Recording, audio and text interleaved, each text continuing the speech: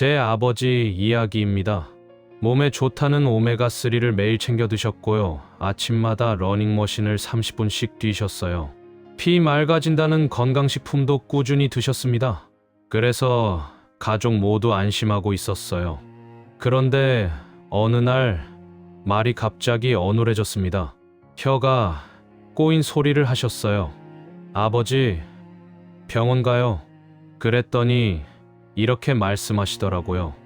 내가 운동을 얼마나 하는데 몸에 좋은 것도 다 챙겨 먹는데 그럴 리가 있냐? 그날 오후 증상은 더 심해졌고 결국 응급실로 실려가셨습니다. 하마터면 뇌출혈로 평생 한쪽이 마비될 뻔한 상황이었어요. 나중에 알고 보니 아버지는 이미 몇 달 전부터 눈이 침침해지고 눈앞이 순간 하얘지는 일이 반복되고 있었다고 합니다. 가끔은 잠깐 정신이 멍해지기도 했다고 하셨어요. 우리는 그걸 그냥 피로라고 넘겼습니다. 하지만 그 잠깐 괜찮아진 증상이 가장 위험한 신호일 수 있습니다. 오늘 영상에서는 눈이 보내는 이 작은 경고가 단순 피로인지 아니면 뇌혈관이 보내는 마지막 신호인지 우리가 어떻게 구분해야 하는지 차분하게 말씀드려 보겠습니다. 이 내용을 알고 계시면 가족 한 사람을 조용히 지킬 수도 있습니다. 혹시 방금 이야기가 우리 부모님 이야기처럼 느껴지셨다면 오늘 내용 끝까지 들어보셨으면 좋겠습니다. 그리고 이 정보가 필요하다고 느껴지신다면 구독과 좋아요로 함께 해주세요. 여러분의 작은 행동 하나가 사랑하는 사람을 지키는 기회가 될 수 있습니다. 많은 분들이 이렇게 생각하세요. 나이 들면 눈이 침침해지지. 노안이니까 어쩔 수 없지. 요즘 피곤해서 그런가 보다. 바로 여기서 첫 번째 오해가 시작됩니다. 눈이 침침하면 무조건 노안이라고 생각하는 거예요. 그런데 노안은 그렇게 갑자기 오지 않습니다. 보통은 몇 달, 몇 년에 걸쳐서 천천히 진행되어 조금씩 초점이 안 맞고 가까운 글씨가 흐려지고 돋보기를 찾게 되는 식으로 변합니다. 그런데 어느 날 갑자기 한쪽 눈이 뿌옇게 가려지거나 눈앞이 순간적으로 하얘지거나 커튼이 내려오는 것처럼 시야 일부가 가려졌다가 몇 분 뒤 다시 멀쩡해진다면 그건 노안과는 결이 다릅니다. 이런 경우는 뇌혈관이 잠깐 막혔다가 다시 열리는 일과성 허혈 발작일 가능성도 생각해봐야 합니다. 쉽게 말씀드리면 뇌로 가는 혈류가 순간적으로 줄어들었다가 다시 회복된 상태라고 보시면 됩니다. 더 무서운 건 증상이 좋아졌다는 사실이에요. 사람은 괜찮아지면 병원을 안 갑니다. 잠깐 그랬겠지. 이렇게 넘겨버리죠. 하지만 통계적으로 보면 일과성 허혈 발작을 겪은 사람 중 약 10에서 15%는 3개월 안에 실제 뇌졸중으로 이어집니다. 특히 1048시간이 가장 위험하다고 알려져 있습니다. 눈이 다시 잘 보인다고 해서 문제가 사라진 건 아닐 수 있어요. 어쩌면 본편이 오기 전 예고편이 지나간 걸 수도 있습니다. 한쪽 눈만 갑자기 흐려진 적이 있거나 시야 일부가 가려졌다가 돌아온 경험이 있거나 그와 함께 말이 어눌해지거나 순간적으로 멍해진 적이 있다면 그건 단순한 피로나 노안으로만 보기엔 부족합니다. 노안은 천천히 옵니다. 혈관 문제는 갑자기 옵니다. 그리고 잠깐 괜찮아지는 증상이 가장 위험할 수 있습니다. 예를 들어 이런 경우가 있어요. 아침에 부엌에서 국을 끓이다가 갑자기 오른쪽 눈으로 보이는 싱크대 쪽이 한 개 낀 것처럼 흐려집니다. 불빛이 번져 보이기도 하고요.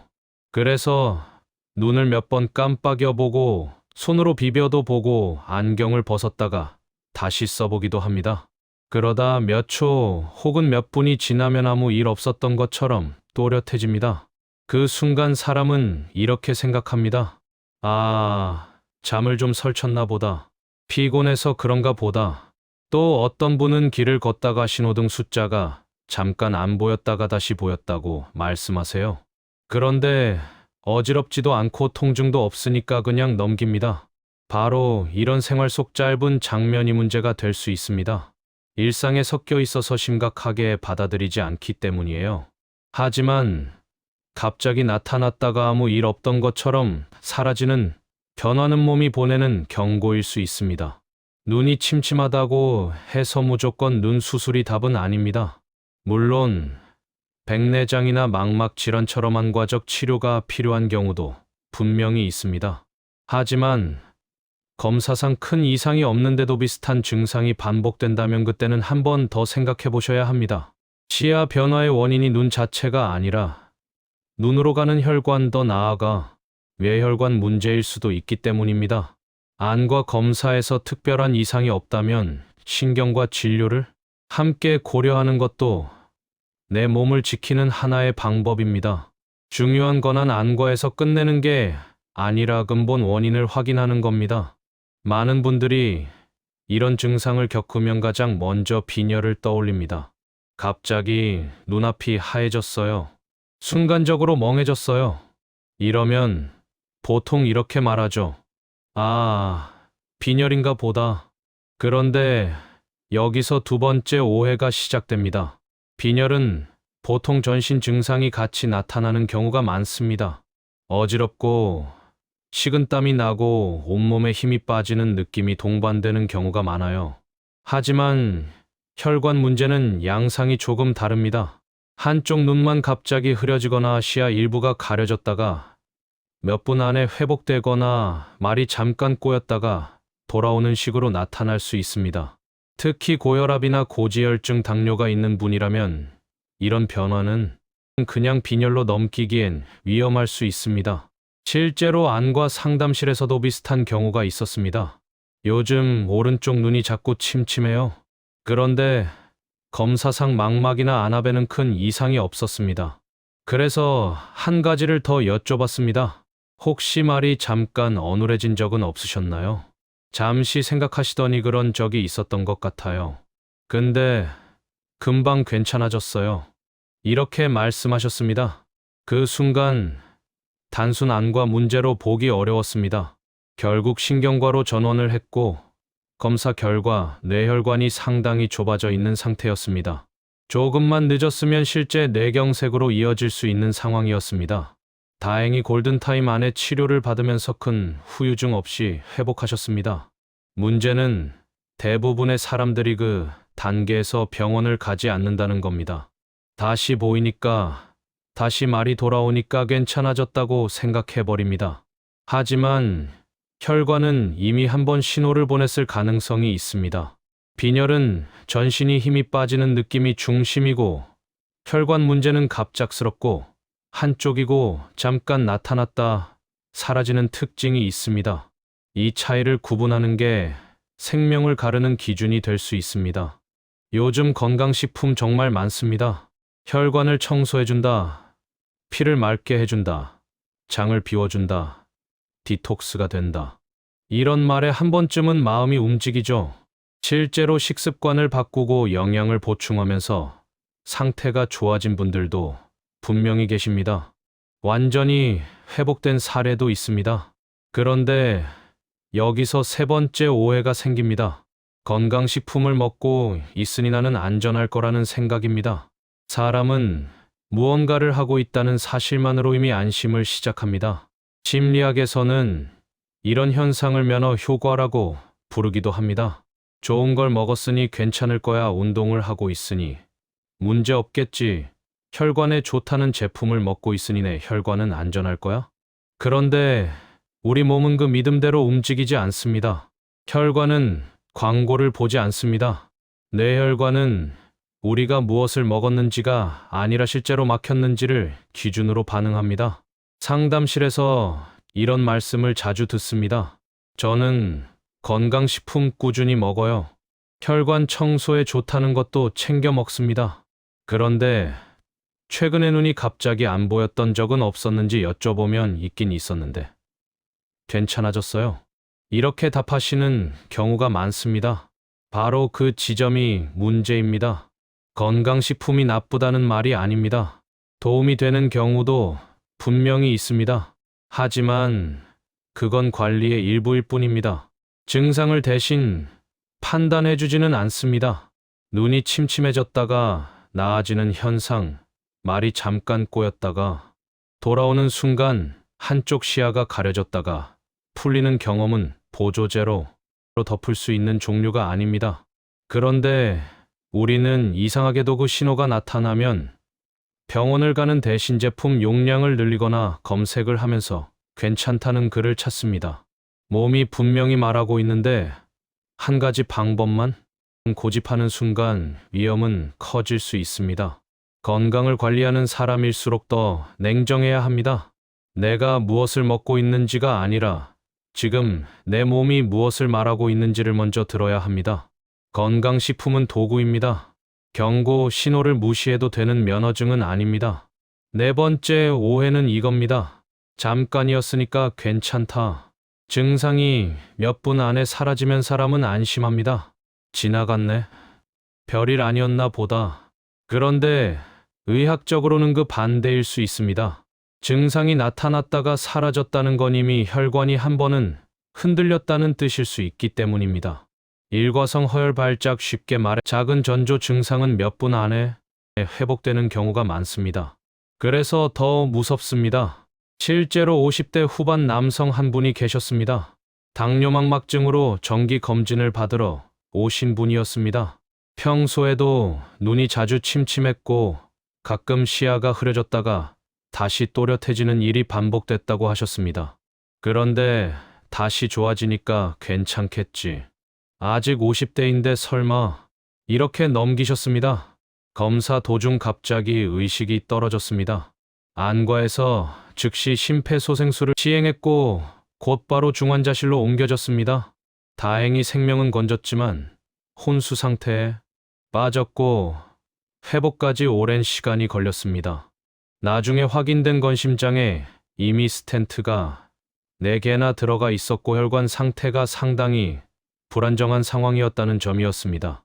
평소 반복되던 그 눈 침침함은 단순 당뇨 합병증만의 문제가 아니었을 가능성이 큽니다. 증상이 사라질 때마다 안심했던 선택이 결국 골든타임을 늦췄습니다. 몸은 쓰러지기 전에 여러 번 신호를 줍니다. 그런데 우리는 잠깐이었으니까 이 한 문장으로 그 신호를 지워버립니다. 증상이 지속되는 것보다 나타났다가 사라지는 패턴이 더 위험할 수 있습니다. 눈이 침침했다가 좋아지는 일이 반복된다면 그건 회복이 아니라 경고일 수 있습니다. 그리고 그 경고를 무시했을 때의 대가는 생각보다 큽니다. 지금부터 드리는 말씀은 적어도 40대 이후라면 누구나 내 일이라고 생각하고 한 번쯤은 귀 기울여 들어보셔야 합니다. 이 부분은 정말 중요합니다. 대한뇌졸중학회와 미국 심장학회 가이드라인에서도 일과성 허혈 발작은 지나간 증상이 아니라 뇌졸중의 전조로 분류합니다. 특히 첫 증상 이후 48시간이 가장 위험한 구간이라고 여러 연구에서 반복해서 이야기합니다. 한 대학병원 신경과 교수는 이렇게 말한 적이 있습니다. 증상이 사라졌다고 안전한 게 아니라 이미 한번 막혔다가 풀렸다는 신호일 수 있다. 그래서 지금부터 5가지 기준을 말씀드리겠습니다. 하나라도 해당된다면 그냥 노안이겠지 하고 넘기지 마세요. 첫째, 한쪽 눈만 갑자기 침침해진 적이 있습니까? 양쪽이 동시에 서서히 흐려지는 건 노안 가능성이 높습니다. 하지만 한쪽만 순간적으로 변하는 건 혈관 문제일 가능성을 생각해야 합니다.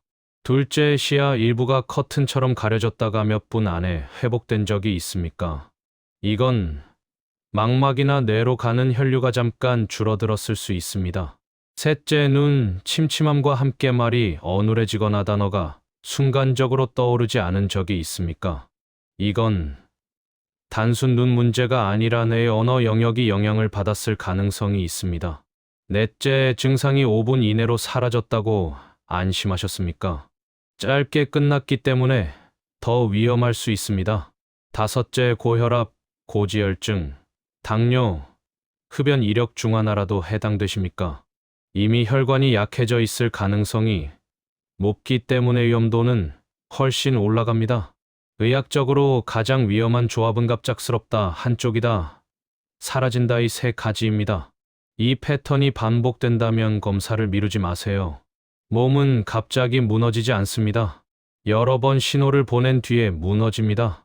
그 신호를 알아듣는 사람이 결과를 바꿉니다. 오늘 말씀드린 내용을 한 문장으로 정리해 보겠습니다.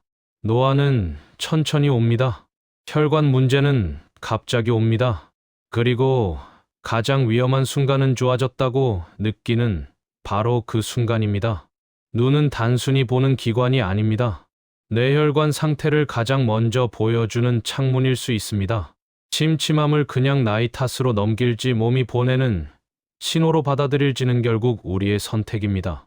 김 분자님도 그랬고 당뇨막막증으로 오셨던 그 남성분도 처음에는 괜찮아졌으니까라고 생각했습니다. 몸은 여러 번 말했지만 우리가 듣지 않았던 겁니다. 의학이 모든 걸 막아주지는 못합니다. 하지만 한 가지는 분명합니다. 조기에 확인하면 결과는 달라질 수 있습니다. 후유증도 줄일 수 있고 위험도 낮출 수 있습니다. 늦게 가는 병원은 치료가 아니라 수습이 되는 경우가 많습니다. 지금 이 영상을 보고 계신 분들 중에도 이미 비슷한 경험이 있었을지 모릅니다. 혹은 부모님이 그러셨을 수도 있습니다. 오늘 내용 한 번만 더 떠올려 보세요. 갑작스럽고 반복되는 신호는 확인이 먼저입니다. 이 영상은 불안을 드리기 위한 이야기가 아니라 구분할 수 있게 해드리기 위한 이야기였습니다.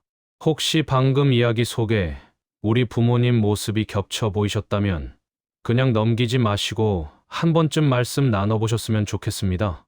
도움이 되셨다면 구독과 좋아요로 함께 해주세요. 앞으로도 과장 없이 꼭 필요한 건강 기준만 말씀드리겠습니다. 여러분의 작은 관심 하나가 사랑하는 사람을 지키는 기회가 될 수 있습니다.